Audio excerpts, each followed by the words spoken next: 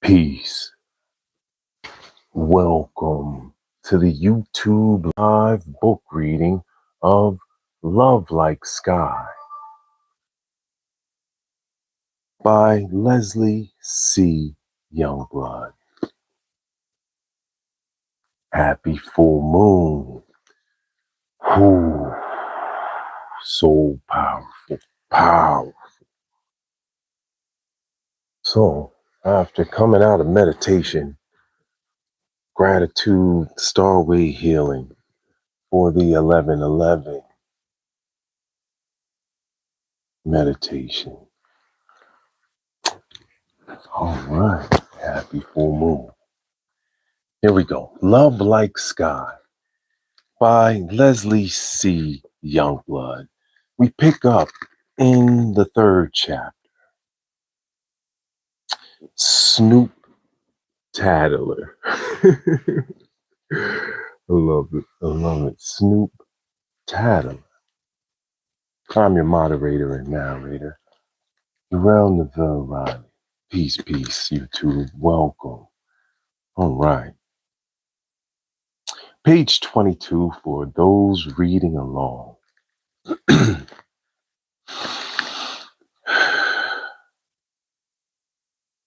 Snoop Tattler. The smell of Mama's biscuits woke me the next morning. When I opened my eyes, Peaches wasn't in the bed with me or in my other bed. Peaches! I jabbed my feet into the stuffed animal slippers. Peaches, pandas, and my koalas were supposed to be Christmas gifts from Daddy, but I bet his new wife, Millicent Parker, aka Millipede, bought them. Daddy probably didn't have time, which was one thing he and Mama used to argue about. I hated the slippers even more knowing that Millipede bought them. Plus, who wants a big-eyed koala staring up at you all the time? I hurried into the hall. Peach's door was open as usual, but I didn't expect to see Tangies like that. It wasn't cracked open, it was wide open. And she wasn't even there. I tried to shift my koalas into reverse, but they kept stepping at full speed in Tangie's room. Glancing down the hall, I didn't see any sign of her, so I tiptoed in. A few steps, then a few more. Next thing you know, I was all the way in. It was childish, but I imagined music playing as balloons and confetti rained from the ceiling. It was kind of like when Charlie got that golden ticket. Tangie's room was beautiful. There was a bookcase built into her wall, filled with trophies. There was a poster of Gabby Douglas and Simone Biles as they twirled in midair. At the bottom of the poster were the words, "Gymnasts don't defy gravity, they defeat it." Above Tangie's bed were clouds of pom-poms. I wondered how long it had taken Frank to put them up, and would he ever love Peaches and me enough to do something like that? On the dresser were pictures of Tangie's sister, Morgan, and their mama. From what I could see and piece together about Tangie's mama, she lived in Houston. I heard Frank telling Mama that she blames herself for what happened to Tangie's sister and spent a year not saying a word, not even to Tangie. Mama just shook her head and said, "Some hurt only God Himself can heal." Along with the pictures, different flavors of lip gloss were sitting on it. Chocolate fudge, strawberry gumdrop gloss, and Mama had fancy perfume bottles. I didn't touch the lip gloss, but I picked up the picture of Morgan. She had died in the car crash. When Frank and Tangie took Morgan flowers last month, Mama said she'd been in heaven almost 5 years. She looked so much like Tangie, except without freckles. I held the picture closer. I'd never seen anyone up close younger than me who was dead.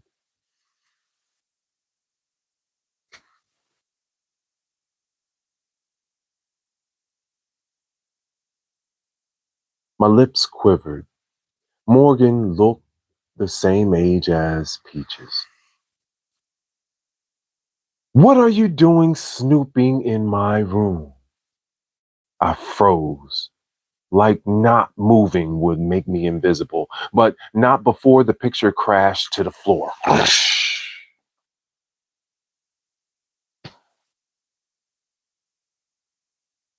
Oh my God, Tangi shouted and rushed and picked up the glass. The glass, it's cracked. She cradled the picture in her hands. I'm sorry. I'm so sorry. Tangi rubbed her thumb across the frame, then pressed it to her chest. There's money in my bank. I can. Are you serious? I don't want your money. When she glanced up at me, her eyes were teary. Answer me. What are you doing in here? Your door was open. I came in to tell you that breakfast was ready. Don't lie. Your mom sent me up here to tell you to come down. If you're a snooper, just say it. I knew I was right not to trust you. You said you weren't a tattletale, but you're worse. She wrinkled her brows and, like Mama when she was concentrating real hard or mad. I know what you are. I know exactly what you are. You're a Snoop Tattler. I'll get my dad to put a lock on my door like he's been promising since you two gremlins moved in here. Matter of fact, I bet you've been tattling to him about me in my every move, haven't you? What is he doing? Paying you a few dollars to keep your big floppy ears open? Snoop Tattler. Stop calling me that. I don't have big ears, and I'm not a Snoop Tattler. I'm not, and I wouldn't burn down the. My hand couldn't get to my lips fast enough. Ooh, I knew it. I got chills as her eyes laser beamed on me, and her voice lowered. Last night, you saw him, didn't you? Saw who? Don't play dumb, Snoop Tattler. He told me he saw someone peeking out. Now you think you can blackmail me? Come into my room whenever you want? No, no, I would never do that. I wouldn't. I didn't mean to see him. So it's true. I didn't mean to. I didn't. I'm not a Snoop Tattler. I widened my eyes, hoping that would keep the tears in. What do you call it then? She asked. She was still cradling the picture of Morgan, which made me feel worse because she held on to it like Morgan was right there in her arms.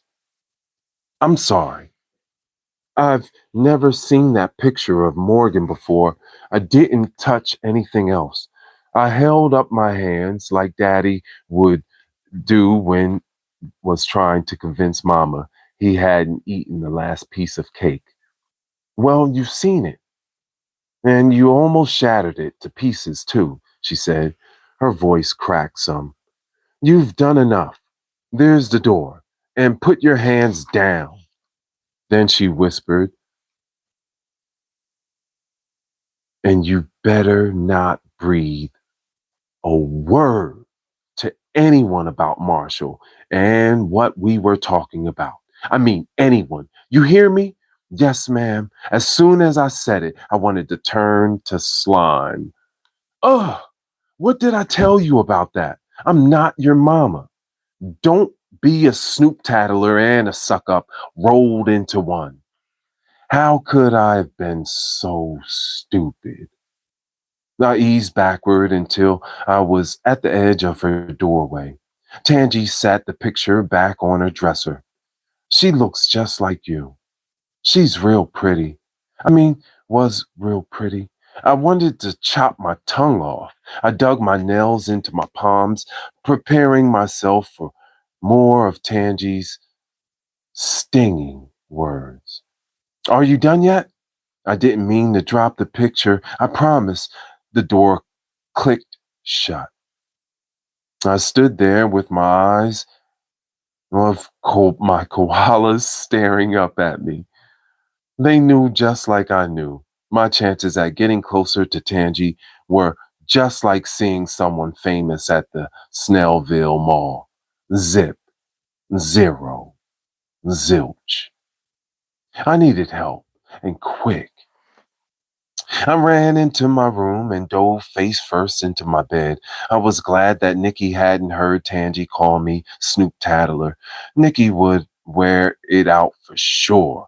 Now, because of me being a snooper, I'd never have a big sister to tell me anything, and I could forget about ever knowing if Kevin Jenkins liked me or not. I buried my face into my pillow and soaked it with tears. All I wanted to do was get Tangi to like me, and I ended up making her hate me more. The more I cried about it, the more I felt like a huge potato head. I needed to think. Daddy said if he sat around and twiddled his thumbs and waited for people to want to buy a car, he'd be belly up. Hmm. What was his word? Pro, pro, proaction. Proactive. That was it. It was time to bring it in, getting out of a jam expert. I sat up, wiped my eyes, and with the back of my hands, picked up my cell phone and called Know It All Nikki.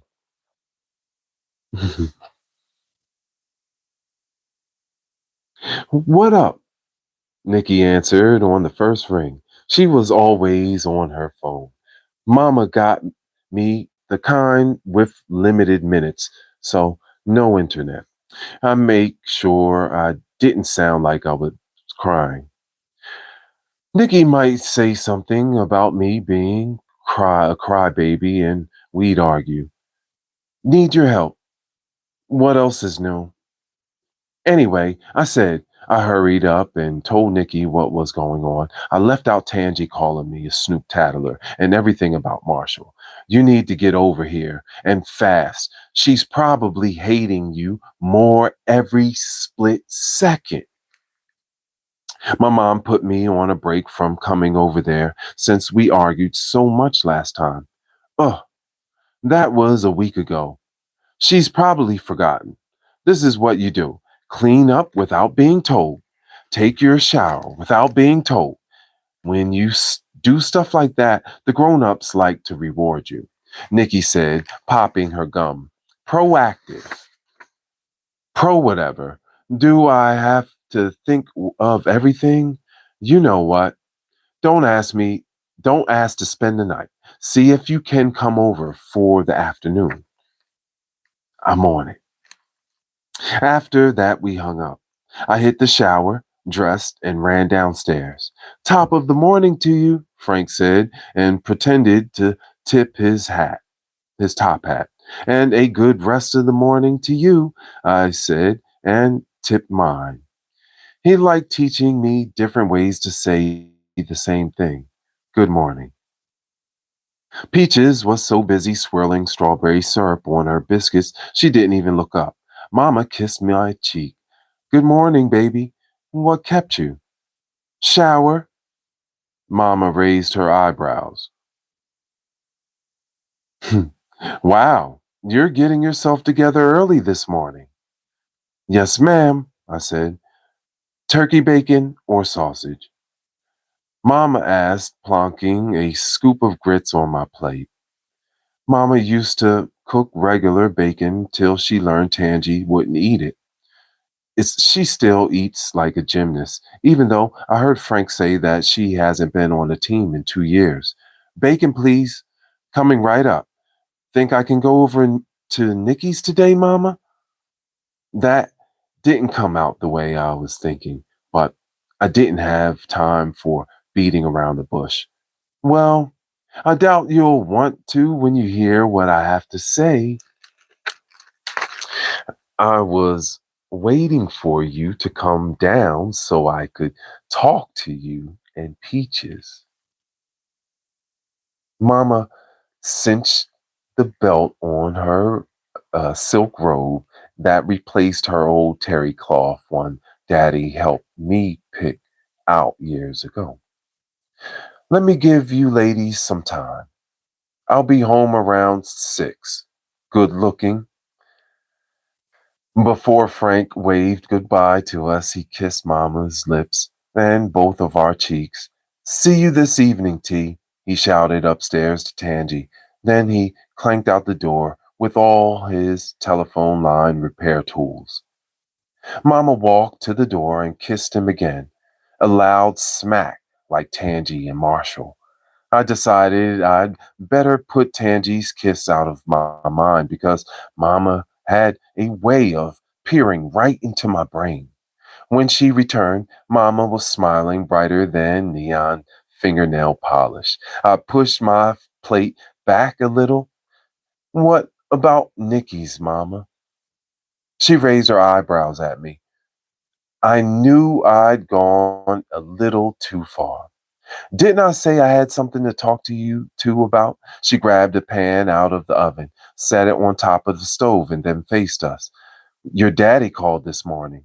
Peaches almost choked on her biscuit. Why didn't you let us talk to him, Mama? He was supposed to call last week, I said, and mashed my grits with my fork. You know, your daddy's schedule, G baby. What matters is he's calling now. Remember, G baby? It's just like you said. You told me he'd call, remember?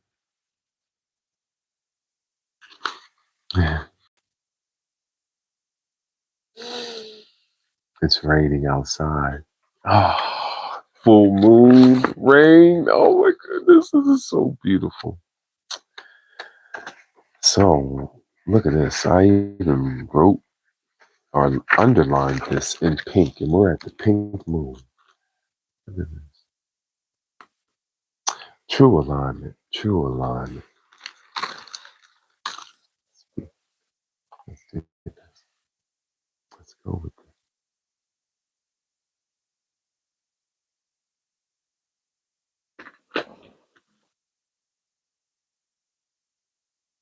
Yeah, I remember. Don't you want to know what he said? Mama asked. That he'd call back later. It wasn't thinking about Tangy that made me sad now, but Daddy's new life that didn't include us as much as he'd promised. He said he wants to come and pick you two up.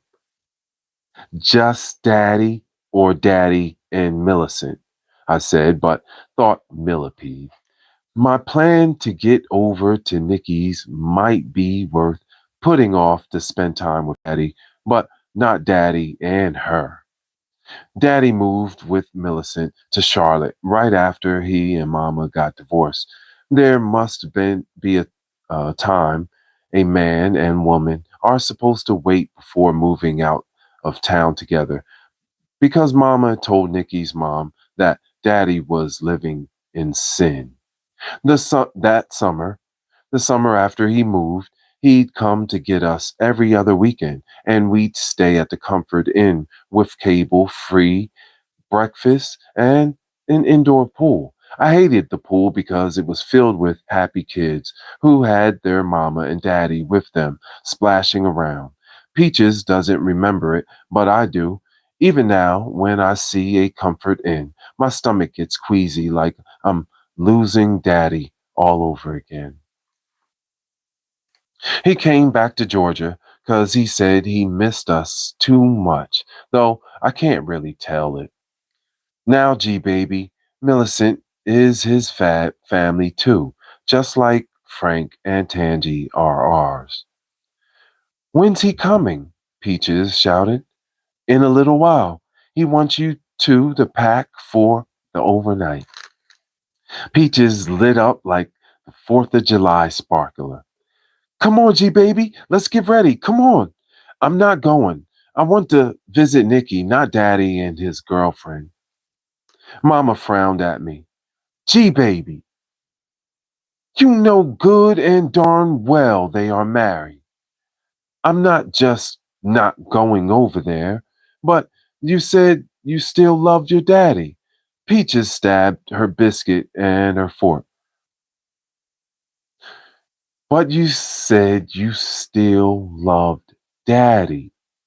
Peaches stabbed her biscuit with her fork. I wished I could remind her about those 8 days without a word from him. She was ready to jump in his arms like he'd only stayed out of touch for 8 hours. That don't have nothing to do with nothing, I said. Mama tousled Peach's hair. Go on upstairs. We'll be up in a minute. You going to come with me to see Daddy, G baby? When I didn't answer, Peaches turned and waddled upstairs. Mama sat next to me. Now that it's just us, young lady, tell me what this is all about. I don't want to go, that's all. I never get to see Nikki since we moved out here. Pick up that lip right now. If you two didn't fuss so much, you'd see more of her. School hasn't even been out that long. But you know darn well that's not what I'm talking about. Why are you so angry at your daddy and Millicent? She's why he's not coming around like he promised. Mama closed her eyes for a few seconds.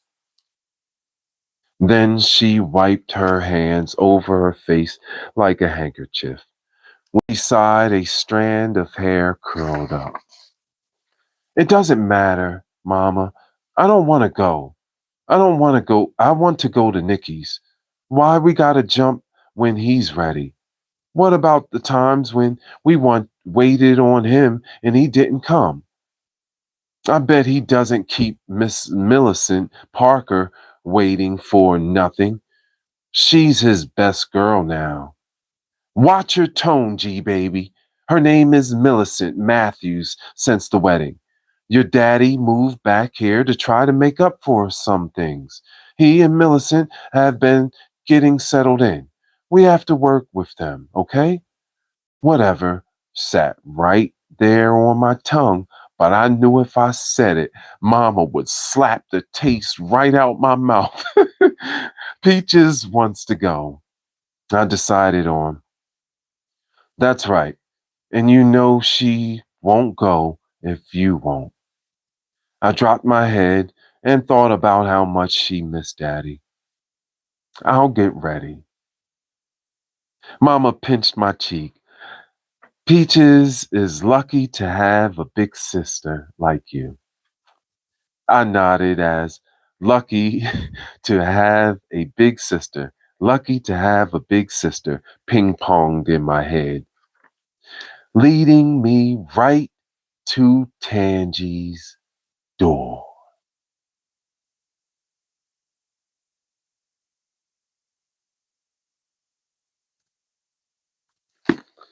And we completed chapter 3 of Love Like Sky by Leslie C. Youngblood. Thank you for reading with us and being here with us when we reconvene with chapter 4. After going through this beautiful meditation we have coming up with this full moon, this beautiful, beautiful book, Love Like Sky. This peaceful part of YouTube where we read books and learn from masters. Thank you so much for reading with us and being here with us. Honor to all our friends and families that have solar returns. Highest heart love to all the beautiful solar returns as we move into April. So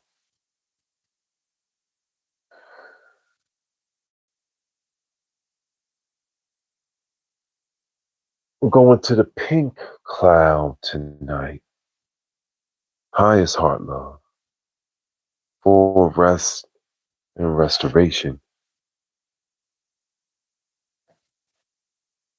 balancing out.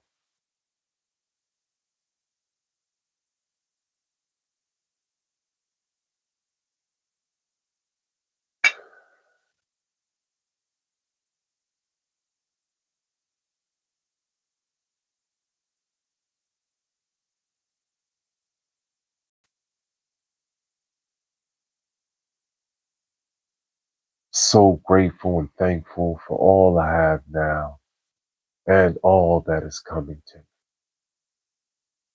Thank you so much. Put in a lot of work lately. Like I said, we have to continue to put in this work. It's always a balancing and rebalancing act. I tell my clients this all the time. That's why gathering the information,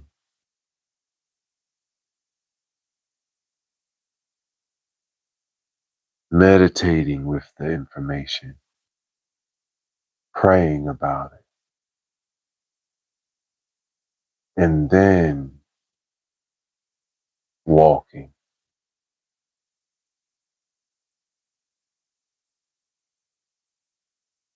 Shining the light, you see the open path. That's why the full moon is so powerful. It's being illuminated fully, so the frequency is at its highest level.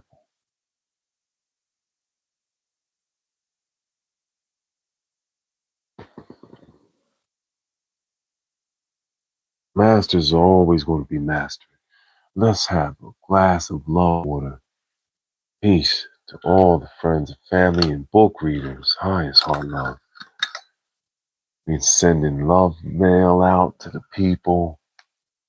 Highest heart love. Peace, peace. Let's have a glass of love water in honor of completion of this National Mothers Women Honorable Month. I love you. I love you. I love you. I love you. Thank you so much for being here. Peace, peace. Gratitude for reading Love Like Sky. When we reconvene, we'll tap back in, be with the fourth chapter. All right. I want you to have a wonderful, wonderful full moon. We're going to the pink cloud tonight. Highest heart love. I love you.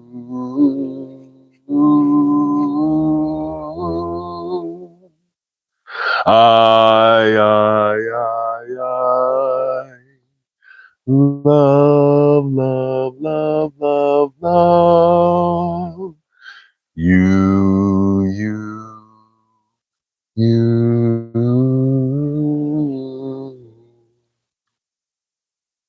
You know it. I love myself. Peace, peace. Let's have a wonderful, wonderful Wednesday. Full moon energy all the way up. All right? Continue. Stay light like a feather. And that means rebalancing. So, like I tell my clients, you're putting something into your body. And then the body's going to gather all the nutrients out of it and use it for what it needs. Then it kicks the waste out. But now you're a new person. Some revitalization and the balance until you release the waste. You're going to be a little bit heavier, right? So we want to make sure that we're clearing out and cleaning energy. That's why we keep moving. Move the energy. Keep the flow, right? Stay lighthearted. High is heart love. I'll see you soon. Peace, peace.